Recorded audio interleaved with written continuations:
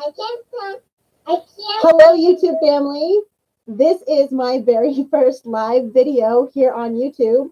If you are joining me, if you've caught me here, if you've found me, please click subscribe. Find the bell. Is it up there? Is it over there? Is it down here? I don't know. Somebody has to tell me. This is my first time, and I'm really happy to be here. I hope you've decided to join me. Today, I want to talk to you about upper limiting and upgrading our lifestyle. We don't know what we don't know until we know. And I don't know if that makes any sense to what I'm saying or to you. So just let me take a minute here and explain what I mean. So when we start upgrading our lifestyle, when we start doing things differently, there has to be a catalyst or something that caused us to make this change. Like sometimes we start eating differently because we've started gaining weight and we don't want to do that. Or sometimes we decide to start eating differently because we've suddenly started having pain or an allergic reaction to something. So we didn't know that we were allergic to something until we knew that that was the thing that it was. And once we know, then we can make that change and get that out of our life, right? So I have been on this crazy journey in the past 18 months of up-leveling my lifestyle with my family, growing my business online. And so we've done things like moved out of an apartment into a tiny house, into a great big house. We went from being, barely able to feed our families to now we have savings for the kids going on. Nope, Octavia figured out how to turn on the tablet all by herself. Do you need help or did you do it? She's not going to talk to me. So if you don't know who I am, hi, my name is Sarah Blackburn. I like to call myself Super Duper Sarah. I'm a work from home mom with 6 children. Yes, I said 6. Octavia is my youngest. She's going to be 3 in March. She hangs out with me most days at home as I work online.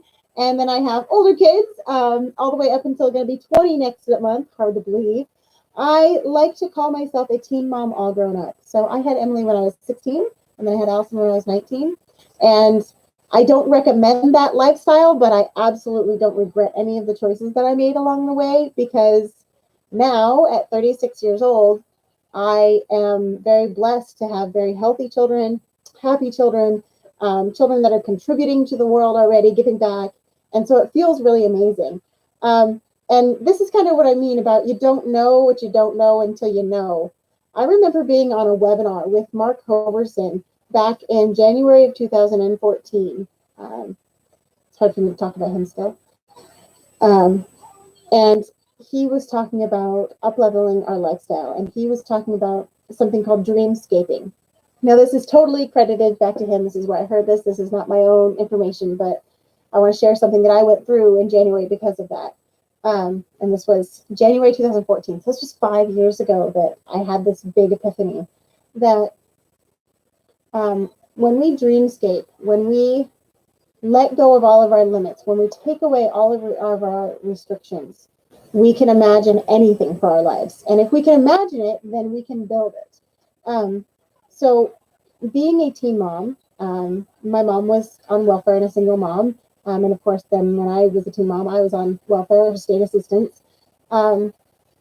My biggest goal when I heard this webinar 5 years ago was to get off of state services. That's as far as I could imagine. I was at that time juggling 3 different like entrepreneurial jobs. So jobs that I kind of created myself. So I didn't really have a boss. And I was not making enough money still to get off of services. And so it was my big dream to get off services. And when I heard this webinar, when I did the activity, because, of course he wants you to get quiet with yourself and really do some meditation and maybe even some research, if anything were possible, any vacation, any change to your physical body, any change in your environment, what would you change, when you do this dreamscaping activity? I don't know if I'm a fan of this light. Anyways, when he did that, then I did it with him. I printed out the form and I filled it all out and I got quiet with myself and I did the meditation and I did the visualization activity, and suddenly I was imagining really amazing things. I was imagining myself as a speaker, as a teacher, helping other women get past their old limiting beliefs and live these amazing lifestyles where they could be home with their families, physically present while financially providing for them. I saw that I could travel on a boat. I could take all of my children on a trip sailing from Portland to Hawaii and back again. And that's a trip that my father wrote about but never got to take with his children. There's a book my father wrote, about me and his other kids and his adventure across the ocean. I could do that with my family. And I had never thought like this before. So it was a huge epiphany for me. Huge. And from that day forward, I've been working on creating that lifestyle. And if not for that activity called Dreamscaping by Mark Hoverson, I did 5 years ago, I would have never known that there could be more for me and my kids than just barely surviving. When we stop thinking about survival, when all of our needs are met, we get to get up to this quality of life. We get to get up to creativity and artists and serving and charity and giving back. And it's such an amazing, beautiful thing, to help other people instead of being so consumed with, I have to take care of myself. I used to say that. I can remember checking out at Safeway and then be like, oh, would you like to donate to such and such this month? And me being like, no, I don't donate to my own family. No, I donate to my own kids.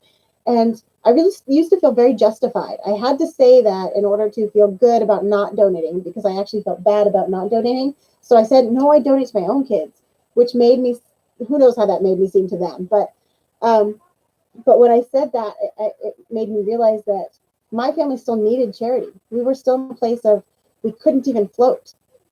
It took a lot of mindset work to see a way that we could financially float while mom was physically present. And you don't know what you don't know until you know. I want to share the link of an article that I read, but I got a lot of these great tips with you. So if you'd like to get that article, drop a comment below and I will directly message you the link to this article that I read where I got a lot of these good tips that I'm just about to share with you about upper limiting and what to do if you find that happening to yourself. So real quick story, Adam and I, my husband Adam, we met with our wealth coaches over the weekend. And then on Monday, we both had like these really crazy emotional days. And then Tuesday morning, we got into a fight. And I was like, oh my gosh, what's going on? Sweetie, can you turn that down, please? She's turned up her tablet, my tablet, that she likes to watch. And it made me realize, after actually talking to a couple of my coaches, I'm working with 3 or 4 coaches right now, 3, I think. After speaking with my coaches, it made me realize that we're upper limiting, which means we are doing things we have never done before. We are having conversations about things we've never had conversations before, about investing money and over the next 20 years, building that money that we're going to invest into $1 million retirement fund. And that like freaked us out. And so we were tense, we're angry, we're irritable, and that's completely us upper limiting. We're excited to make these changes. We're excited to take these steps, but they're scary. And it's much easier to self-sabotage, so to pick a fight with each other and slip back into the old us. It's much easier to, honey, if you keep turning it up, I'm going to take it away from you. Hashtag mom life. Okay, I'm done. Nope, it's not happening.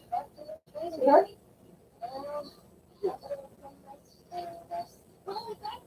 Nope, we cannot have it that loud. Sorry, I asked you to turn it down. There it is, setting boundaries. Would you like to come over here and be on my live with me? All right, so I'm going to wrap this up. I know I'm already at 9 minutes, and it's my goal to always stay under 10. So let's see if I can do this. We were upper limiting, which means we were trying to find a way to sabotage our growth to drop us back down. And we don't want to do that. In order to get through self-sabotage and upper limiting, there's some steps, there's some tips. And I got these from that article. So again, if you want to drop a comment, then I will send you a message and I'll give you that article. But the first thing is to be aware that you're doing it. Octavia, you want to say hi? Please keep your tongue put away. Octavia, please put away your tongue. She's very much so enjoys looking at herself again. Ow, with the elbows. Moving her head along. It's our first YouTube live. We're doing great, Aki.